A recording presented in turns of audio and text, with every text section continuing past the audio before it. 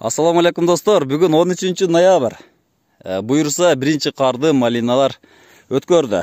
Қардан кейін көріп тұрасыздар, жалбырақтар қадимкідей бозорып, суыққа күйіп, тоңып, уже сарғара баштаған мезгілді көріп тұрасыз. Туғандар, бүгін біз малина тігу бойынша көрсету болады. Малинаны аралап келатқанда, мына ушундай кейбір жерлерінде көктөбөй қалған жерлері бар. Малина тигилген кадимкидей. Бирок мына ушинтип мынакей жайында көктөбөй калган. Ордуна мынантип чөп чым басып кеткен. Мына ушул жерге кантип малина тиксе болот.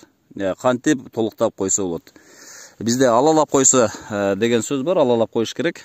Мына ушундай чыкпай же кургап калган жерлерин бүгүн азыр биз сиздер менен тигебиз. Демек бунун ичинде азыр трактор кире албайт, айдай албайт, кол менен айдаш керек. Же болбосо хоппер кичине тракторлар менен айдаш керек болот. Биз азыр эле малина тигебиз, ошондуктан азыр кол менен баштайбыз. Азыр бул жерде чөптөрүн оруп тазалайбыз, андан кийин мына ушул жоон чым болуп калган чөптөрдүн тамырларын терип салабыз. Анда баштадык.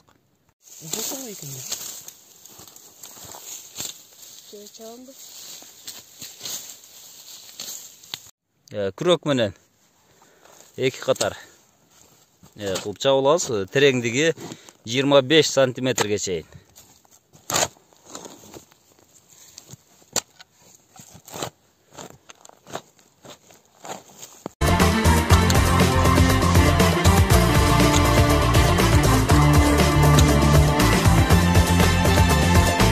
Малина тигилгенден кийин орто тере турган жолуна чыгып кеткен мындай малиналар болот. Мына ушуларды азыр тигебиз. Кел кастык. Лунка казып алабыз, чуңкур казып алабыз.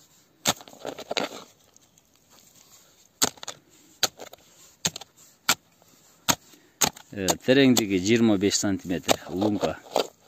Малинанын жолуна чыгып кеткен көчөттөрдү казып алдык. Мынакей тамыры. Мына жерде көрүп турасыздар. Агарган, кийинки жылга чыга турган өсүндүсү даяр. Ак болуп, өсүндү болуп өсүп турат, мынакей көрүп турасыздар. Чуңкурга 0,5 килограмм, же болбосо 1 килограммдай гумус салып тиксеңиздер жакшыраак болот. Эгер ордуна 1 жыл мурун гумус ташталган болсо, анда гумусу жок таштасаңыздар дагы, тиксеңиздер дагы болот. Биз былтыркы жыл бул жерге амофос салганбыз, ошондуктан биз фосфор кайра салганыбыз жок. Үстүнө майда топурак ташталат.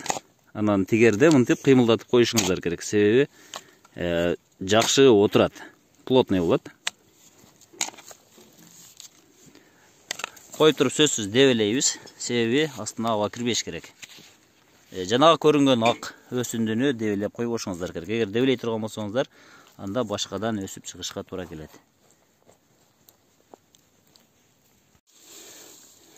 Чыккан чөптүн тамырларды, чөптөрдү алып салдык. Эгерде алып чыкпай турган болсок, демек кийинки жылга бул малинанын өсүшүнө тамырлар дагы жарышып өсүшү мүмкүн. Мына туугандар, малинаны отургузуп койдук. Бул буйурса кийинки жылга эчтекени билбестен өсө берет десек болот.